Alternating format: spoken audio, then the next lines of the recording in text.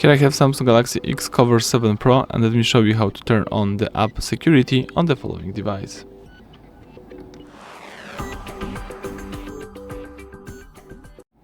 So let's open the list of all apps, choose here settings, choose security and privacy, select here app security, and you can turn on this feature to regularly check apps for malware and other suspicious activity.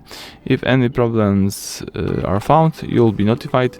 So all you need to do is tap here app protection. Let's tap turn on again. And now you can also see that there is no problem in my case, but you can scan phone every time. Now that the device is scanning phone to see if any of your apps is causing some trouble.